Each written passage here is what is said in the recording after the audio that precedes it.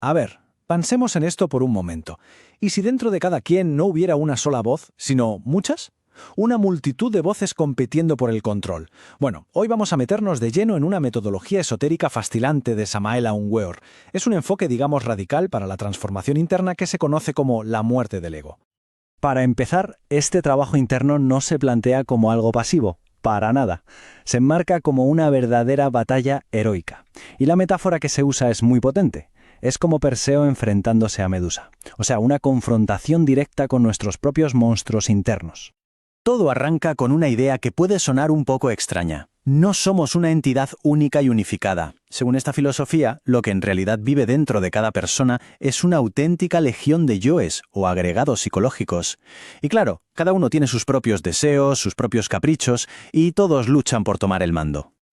Ok, y aquí hay que hacer una pausa. Es fundamental entender a qué se refiere la fuente con ego o yo.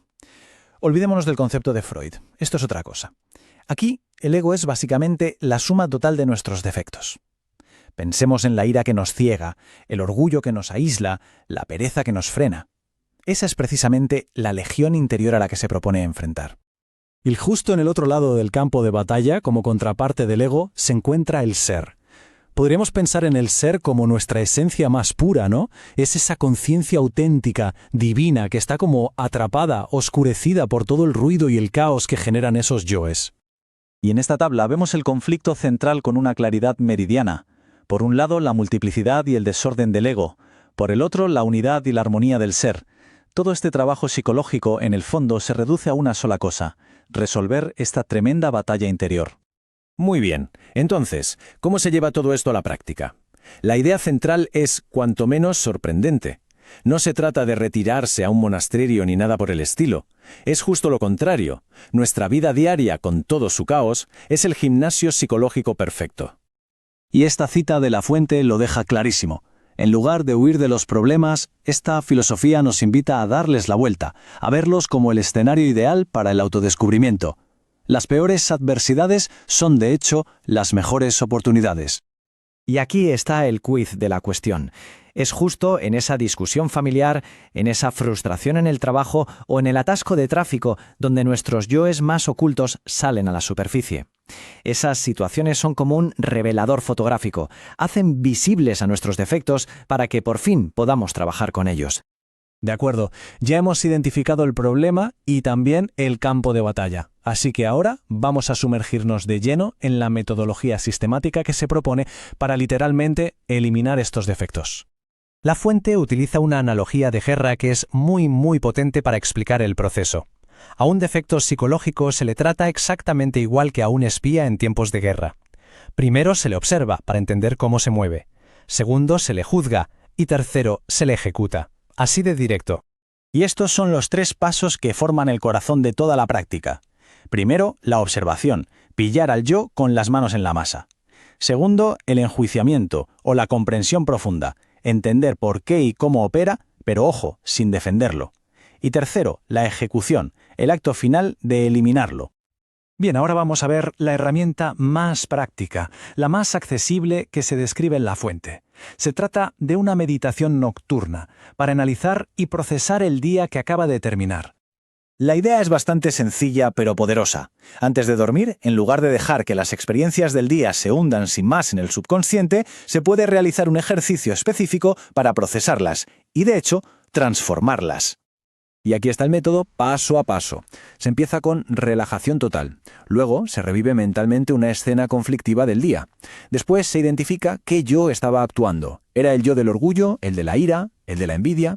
Una vez identificado, se le sienta en el banquillo de los acusados para un juicio interno. Y finalmente se pide su eliminación.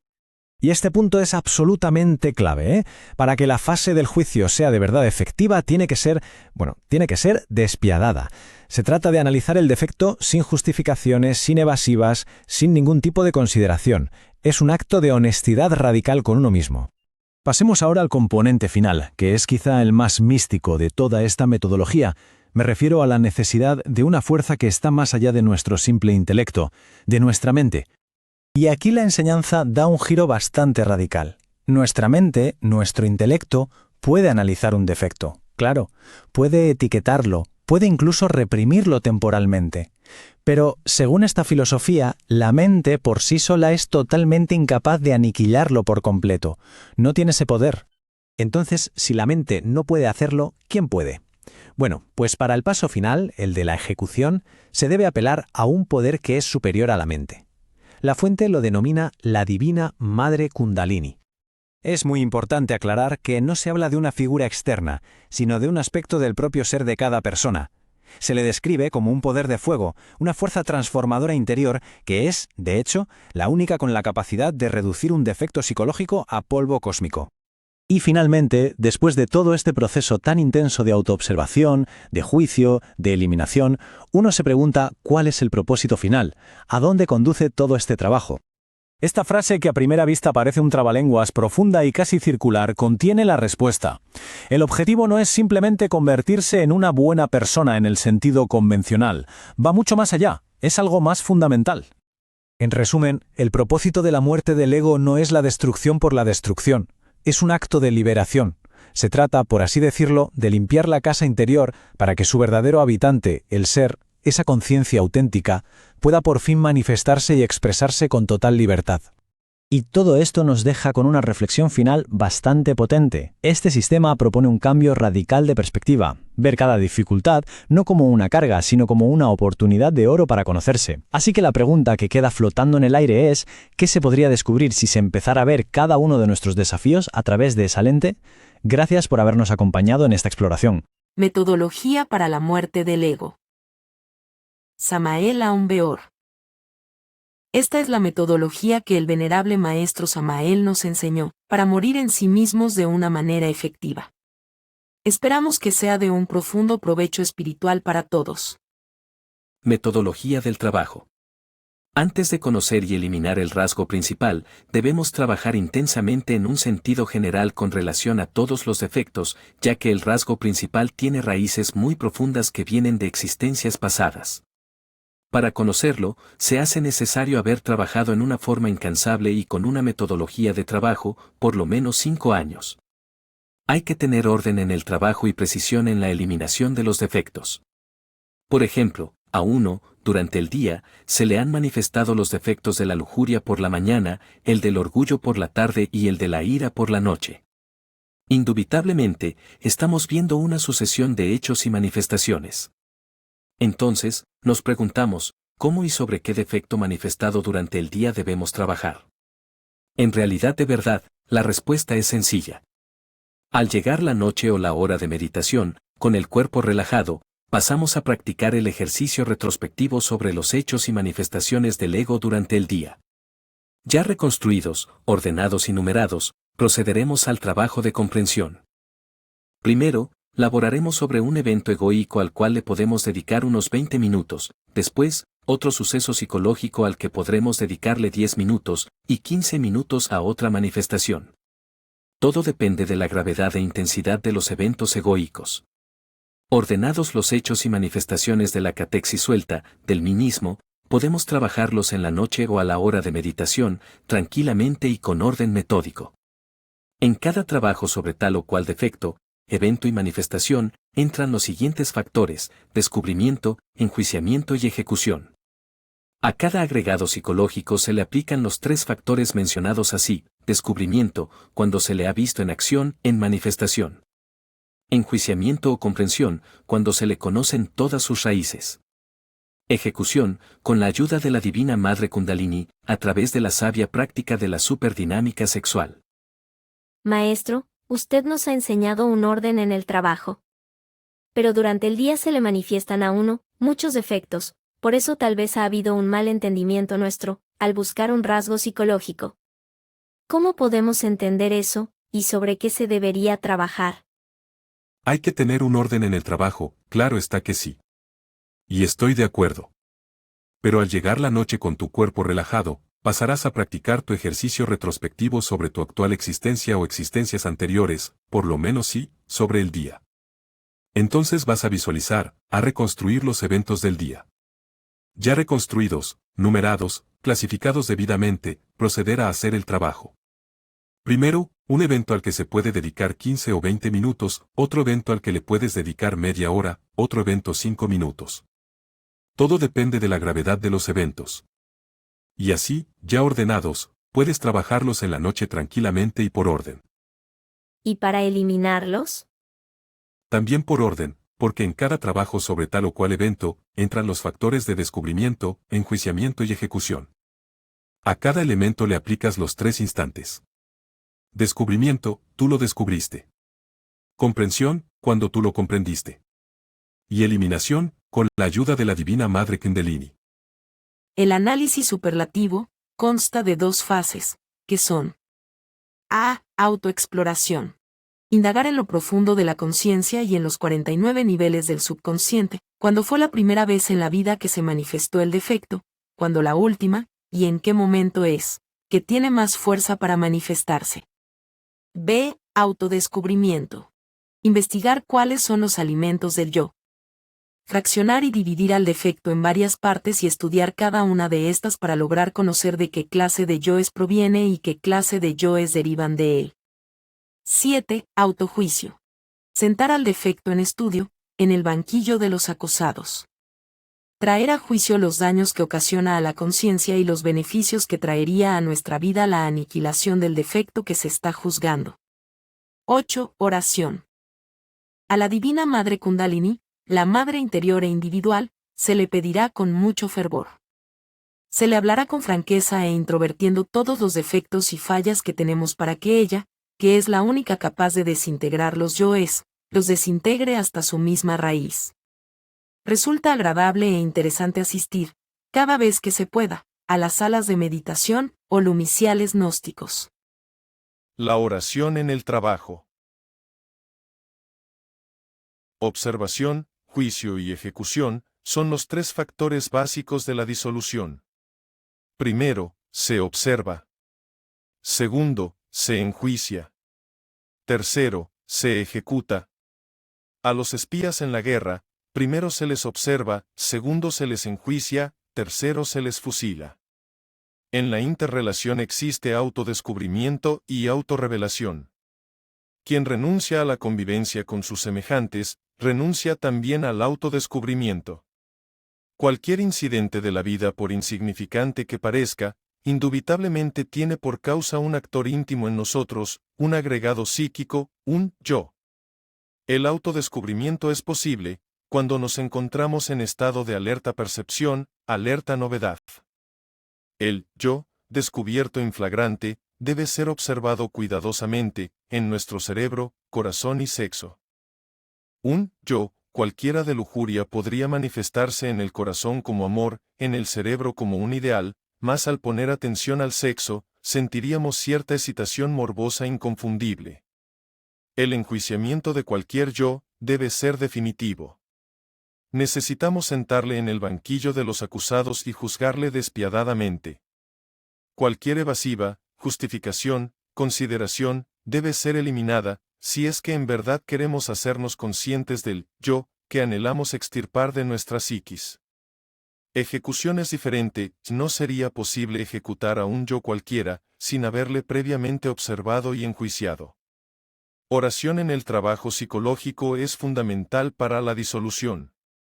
Necesitamos de un poder superior a la mente, si es que en realidad deseamos desintegrar tal o cual yo. La mente por sí misma nunca podría desintegrar ningún yo, esto es irrebatible, irrefutable. Orar es platicar con Dios. Nosotros debemos apelar a Dios Madre en nuestra intimidad, si es que en verdad queremos desintegrar, yo es, quien no ama a su madre, el hijo ingrato, fracasará en el trabajo sobre sí mismo. Cada uno de nosotros tiene su madre divina particular, individual, ella en sí mismo es una parte de nuestro propio ser, pero derivado. Psicología revolucionaria, Samael Aun Weor. Sistema para transformar las impresiones del día. Es urgente y necesario transformar las impresiones del día, antes de acostarnos, de la siguiente manera. 1. Relajación absoluta. 2. Llegar al estado de meditación. 3. Se revive la escena, tal como sucedió. 4. Buscar dentro de sí mismo, al yo que ocasionó el problema. 5. Observando serenamente, se colocará el ego en el banquillo de los acusados y se procederá al enjuiciamiento. 6. Pedir la desintegración del yo problema a la Divina Madre Kundalini. Revolución de la dialéctica, Samael Aun Weor. Los hechos nos van demostrando que el ordenamiento psicológico en el trabajo de eliminación de defectos es establecido por nuestro propio ser interior profundo. Debemos aclarar que existe una diferencia radical entre el ego y el ser. El yo jamás podría establecer orden en cuestiones psicológicas, pues en sí mismo es el resultado del desorden. Solo el ser tiene poder para establecer el orden en nuestra psiquis. El ser es el ser. La razón de ser del ser es el mismo ser. El ordenamiento en el trabajo de autoobservación, enjuiciamiento y eliminación de nuestros agregados psíquicos va siendo evidenciado por el sentido juicioso de la autoobservación psicológica. En todos los seres humanos se halla el sentido de la autoobservación psicológica en estado latente, más se desarrolla en forma graduativa a medida que vayamos usándolo. Tal sentido nos permite percibir directamente y no mediante simples asociaciones intelectuales, los diversos yoes que viven dentro de nuestra psiquis. La mente por sí misma no puede alterar radicalmente ningún defecto psicológico. La mente puede rotular cualquier defecto, pasarlo de un nivel a otro, esconderlo de sí misma o de los demás, disculparlo, mas nunca eliminarlo absolutamente. Comprensión es una parte fundamental, pero no lo es todo, se necesita eliminar. Defecto observado, debe ser analizado y comprendido en forma íntegra, antes de proceder a su eliminación. Necesitamos de un poder superior a la mente, de un poder capaz de desintegrar atómicamente cualquier yo defecto que previamente hayamos descubierto y enjuiciado profundamente. Afortunadamente tal poder subyace profundamente más allá del cuerpo, de los afectos y de la mente, aunque tenga sus exponentes concretos en el hueso del centro coxígeo, como ya lo explicamos en párrafos anteriores del presente capítulo. Después de haber comprendido íntegramente cualquier yo defecto, debemos sumergirnos en meditación profunda, suplicando, orando, pidiendo a nuestra Divina Madre particular individual, desintegre el yo defecto previamente comprendido. Esta es la técnica precisa que se requiere para la eliminación de los elementos indeseables que en nuestro interior cargamos. La Divina Madre Kundalini tiene poder para reducir a cenizas cualquier agregado psíquico subjetivo, inhumano. Sin esta didáctica, sin este procedimiento, todo esfuerzo para la disolución del ego resulta infructuoso, inútil, absurdo. La gran rebelión, Samael Aun Weor. La oración en el trabajo. Observación, juicio y ejecución son los tres factores básicos de la disolución. Primero, se observa. Segundo, se enjuicia. Tercero, se ejecuta. Cualquier incidente de la vida, por insignificante que parezca, indubitablemente tiene por causa un actor íntimo en nosotros, un agregado psíquico, un yo. Un yo, descubierto infraganti, debe ser observado cuidadosamente en nuestro cerebro, corazón y sexo. Un yo cualquiera de lujuria podría manifestarse en el corazón como amor, en el cerebro como un ideal, mas al poner atención al sexo, sentiríamos cierta excitación morbosa inconfundible. El enjuiciamiento de cualquier yo debe ser definitivo, necesitamos sentarle en el banquillo de los acusados y juzgarle despiadadamente. Cualquier evasiva, justificación, consideración, debe ser eliminada, si es que en verdad queremos hacernos conscientes del yo que anhelamos extirpar de nuestra psiquis. Ejecución es diferente. No sería posible ejecutar a un yo cualquiera, sin haberle previamente observado y enjuiciado. Oración en el trabajo psicológico es fundamental para la disolución. Necesitamos de un poder superior a la mente, si es que en realidad deseamos desintegrar tal o cual yo.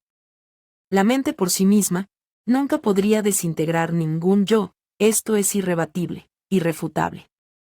Nosotros debemos apelar a Dios Madre en nuestra intimidad, si es que en verdad queremos desintegrar yoes. Quien no ama a su madre, fracasará en el trabajo sobre sí mismo. Cada uno de nosotros tiene su madre divina particular, individual, ella en sí misma, es una parte de nuestro propio ser pero derivado. El despertar del hombre, Samael Aun Weor. En verdad, mis estimables hermanos, que las peores adversidades nos ofrecen las mejores oportunidades. Constantemente llegan hasta mí cartas de distintos hermanitos del movimiento gnóstico internacional. Unos se quejan de su familia, de su papá, de su mamá, de sus hermanitos, otros protestan contra la mujer, contra los hijos, aquellas hablan con horror de su marido, etc. Y piden naturalmente un bálsamo para consolar su adolorido corazón. Hasta ahora, entre tantas cartas, no he visto ni una siquiera de alguien que esté contento con tales situaciones tan adversas. Todos protestan, y eso es lo lamentable. No quieren el gimnasio psicológico, antes bien, quisieran huir del mismo, y a mí, como instructor, no puede darme menos que dolor. Digo, pobre gente, no saben aprovechar el gimnasio psicológico, quieren un paraíso, no quieren entender la necesidad de las adversidades, no quieren sacar partido de las peores oportunidades. En verdad que no desean el autodescubrimiento. Cuando uno quiere autoconocerse, es en esos gimnasios del dolor, donde los defectos que uno lleva escondido, afloran inevitablemente.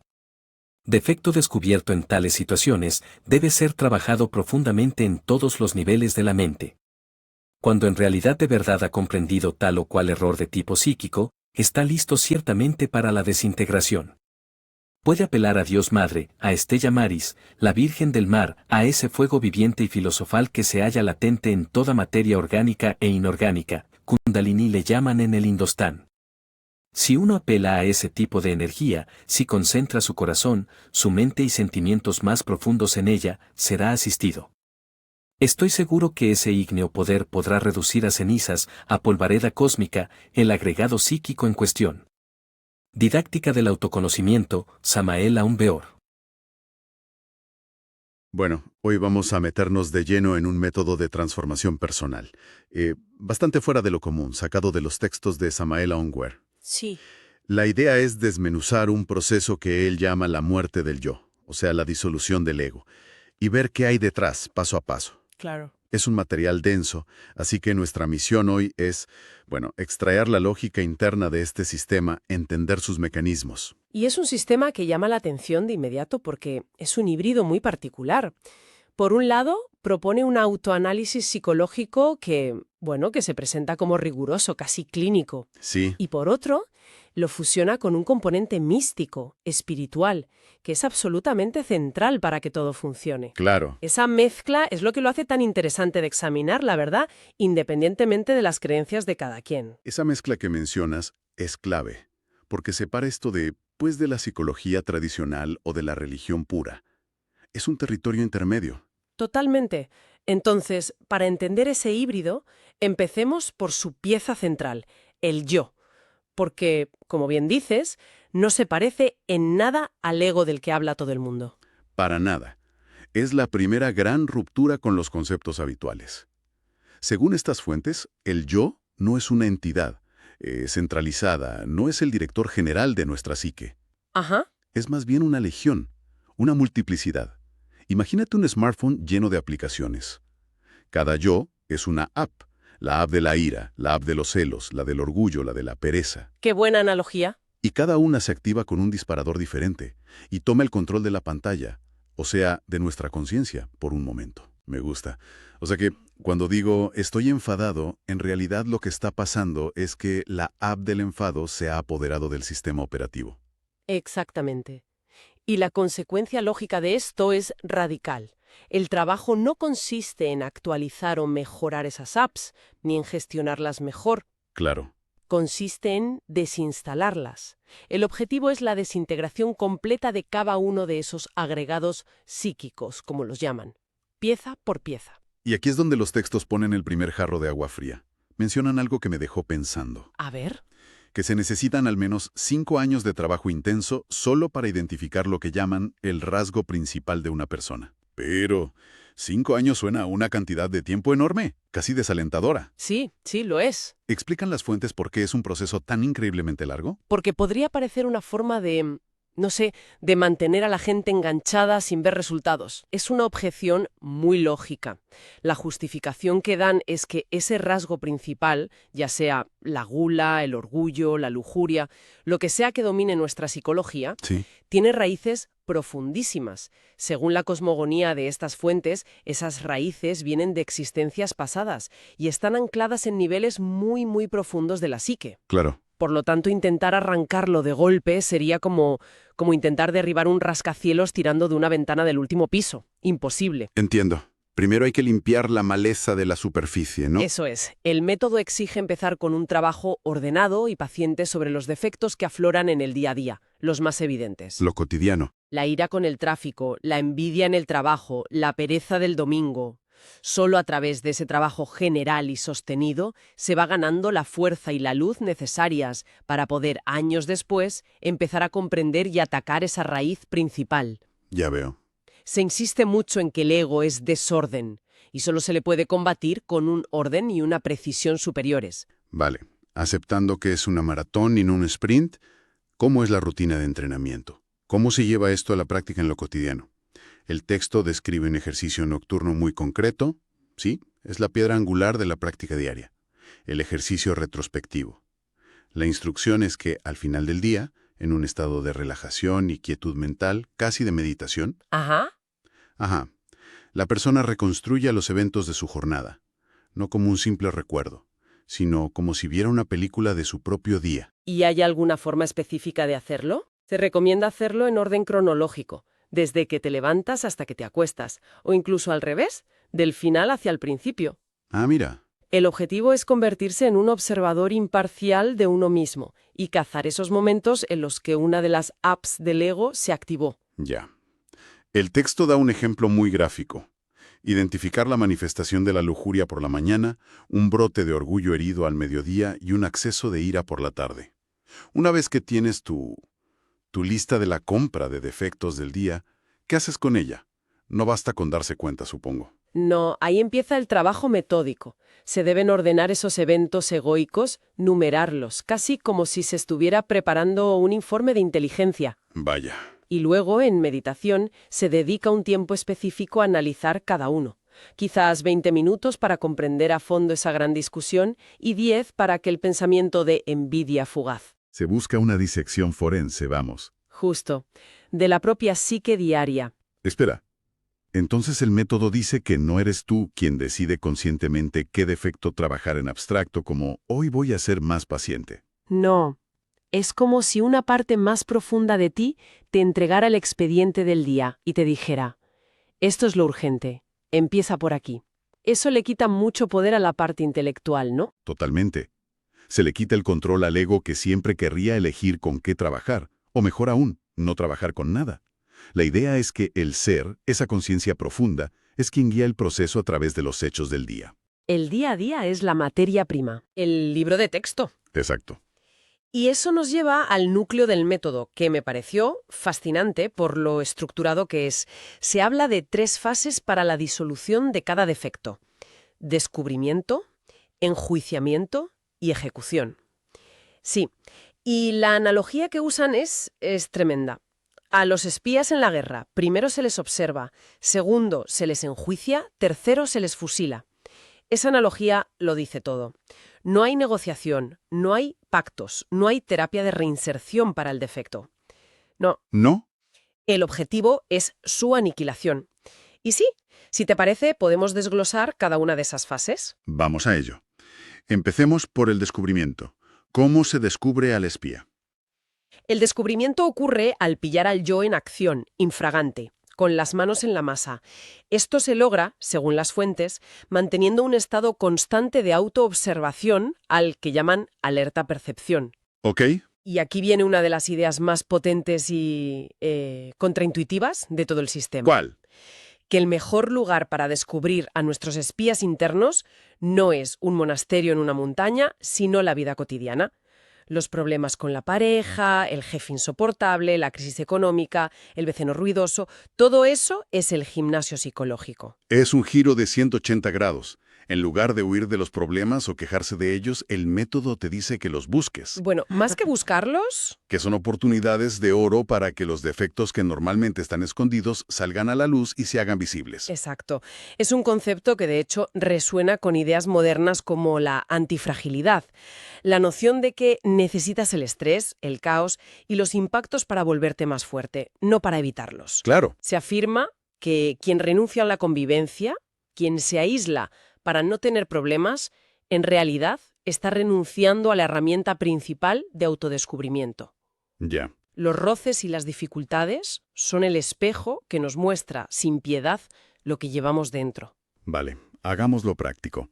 Digamos que hoy en el trabajo mi jefe criticó duramente mi informe delante de todos y sentí una oleada de ira, de humillación, de orgullo herido. Un ejemplo perfecto. Ya he descubierto al espía, pero una cosa es verlo y otra entender de dónde viene y qué poder tiene.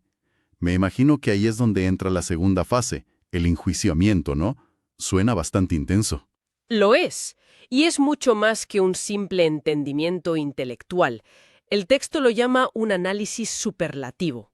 Usando tu ejemplo, por la noche, en meditación, te sentarías a enjuiciar a ese yo del orgullo herido. Vale. Primero, la autoexploración. Intentarías recordar cuándo fue la primera vez en tu vida que te sentiste así, quizás en el colegio, y cuándo fue la última, quizás la semana pasada con tu pareja. Es trazar el historial clínico del defecto. ¿Como un detective investigando el modus operandi de un criminal? ¿Exacto? Luego, el autodescubrimiento. Investigas qué alimentos nutren a ese yo. Se hace más fuerte cuando estás cansado. Se activa más con ciertas personas. Entiendo. Y también qué otros defectos se conectan a él. A raíz de ese orgullo herido, sentiste desprecio por tu jefe, ira, ganas de vengarte. Es mapear su red de influencias. Y finalmente, el autojuicio. La imagen de sentarlo en el banquillo de los acusados es muy potente. Y la instrucción es juzgarlos sin piedad. Esto es crucial. Sin justificaciones del tipo, es que mi jefe fue injusto, o es que yo tenía razón. Claro, fuera excusas. El objetivo es analizar objetivamente los daños que ese yo te causa. Te roba la paz, daña tu relación profesional, te envenena por dentro. Se debe analizar cómo se disfraza en los distintos niveles. En tu cerebro aparece como una idea de justicia propia, en tu corazón como un sentimiento de dignidad herida. Pero en el fondo, Es solo un agregado psíquico buscando alimentarse de tu energía. comprenderlo a fondo, en todos sus disfraces. Pero aquí viene la gran pregunta. Digamos que he hecho todo esto. He descubierto mi orgullo, lo he juzgado y he comprendido perfectamente el daño que me hace. Pero sigue ahí. Claro. Al día siguiente, mi jefe me vuelve a criticar y la reacción es la misma. Comprenderlo no parece ser suficiente para matarlo. Y esto nos lleva a la ejecución. Has puesto el dedo en la llaga. Este es quizás el punto de quiebre más importante del método, lo que lo separa de muchas corrientes psicológicas. A ver, El texto es categórico. La mente por sí sola no puede aniquilar un defecto, ¿y por qué no? porque en última instancia el defecto es una forma de la mente, un patrón de pensamiento y emoción cristalizado. Claro. Pedirle a la mente que elimine un yo sería como pedirle a un ladrón que se meta a sí mismo en la cárcel. Ya veo. La mente puede ser muchas cosas con un defecto. Puede cambiarle el nombre, justificarlo, reprimirlo, esconderlo en un rincón más profundo del subconsciente. Pero no puede destruirlo. No tiene el poder para hacerlo. Exacto. Para la ejecución del espía se postula la necesidad de un poder superior a la mente. Un momento, porque aquí el método da un salto considerable. Veníamos de un autoanálisis casi forense, muy psicológico, y de repente introducimos un concepto que suena, pues, puramente místico. Sí. ¿Cómo justifican las fuentes este puente entre la psicología y la, digamos, divinidad? Haciendo una distinción clave. Cuando hablan de este poder superior, no se refieren a una deidad externa, a una figura religiosa de un credo particular. Ah, vale. Lo identifican como la divina madre Kundalini o Stella Maris, la Virgen del Mar, pero la describen como una parte integrante del propio ser de cada individuo. O sea, es algo interno. Es una fuerza interior, un poder ígneo y eléctrico que, según los textos, yace latente en nosotros. Es una capacidad de nuestra propia conciencia profunda, no algo ajeno. O sea, es un poder propio, pero que no es la mente intelectual. Exactamente. Y la lógica es la siguiente. Si el defecto es energía psíquica densificada, solo otro tipo de energía de una vibración superior puede desintegrarla. Entiendo. La mente analiza y comprende, prepara al reo, por así decirlo, pero solo esta fuerza, esta madre divina interior, tiene el poder de ejecutar la sentencia. Entonces, la fase de ejecución no es un acto mental, no es un esfuerzo de voluntad. Es en esencia un acto de oración dirigida hacia adentro. Esa es la palabra. Después de haber comprendido íntegramente el yo, del orgullo herido de tu ejemplo, el paso final es sumergirse en meditación profunda y con una emoción sincera, suplicar a esa fuerza interior. Y la petición es muy concreta. desintegrar ese agregado psíquico, reducirlo a polvareda cósmica. El verbo es aniquilar, no transformar ni reprimir. La petición tiene que ser desde el corazón, supongo, no un simple repetir de palabras. La comprensión previa le da el combustible emocional. Precisamente. La comprensión del daño que te causa el defecto es lo que genera el arrepentimiento sincero y la fuerza emocional para pedir su eliminación. Los textos son muy directos en esto. Sin este paso, todo el esfuerzo previo de autoobservación y análisis es inútil. Se queda en nada. Se queda en un simple ejercicio intelectual. Hay una frase muy contundente que dice: quien no ama a su madre, el hijo ingrato, fracasará en el trabajo sobre sí mismo. Le da un peso devocional y afectivo a esta última fase que es fundamental. Bien, hagamos una recapitulación para ordenar las ideas. La metodología que hemos desglosado es un sistema a muy largo plazo, increíblemente disciplinado. Sí, desde luego. Parte de una autoobservación diaria para identificar los defectos en acción. Luego, cada uno de esos defectos se somete a un proceso de 3 fases. Primero, descubrirlo infragranti, usando los problemas de la vida como un gimnasio. Segundo, enjuiciarlo sin piedad en meditación para comprenderlo a fondo, en todos sus niveles y ramificaciones, sin autojustificaciones. Ajá. Y tercero, una vez comprendido, proceder a la ejecución, que no es un acto mental, sino una súplica sincera a un poder interior, la llamada Madre Divina, para que lo desintegre atómicamente. Y me quedo con ese giro de perspectiva que propone. Las dificultades, los conflictos, las adversidades no son mala suerte ni obstáculos, sino la materia prima indispensable para el trabajo. Sí, sin problemas no hay espejo. Sin espejo, no hay autodescubrimiento real. Ese es para mí el nugget de oro más aplicable incluso fuera del sistema completo. Cambia radicalmente la forma de afrontar el día a día. Sí. Cada frustración se convierte en una pista. Cada conflicto en una oportunidad. Todo esto nos deja con una reflexión final para darle vueltas. Sí, como sugieren estas fuentes, la mente no puede eliminar al ego porque el ego son sus propios patrones cristalizados. Y el método propone un camino sistemático para desinstalar esas apps una por una. La pregunta es inevitable. ¿Cómo sería una mente que ya no está gobernada por esos patrones? Claro. ¿Qué queda cuando el ruido de esas aplicaciones se apaga? Una idea para meditar.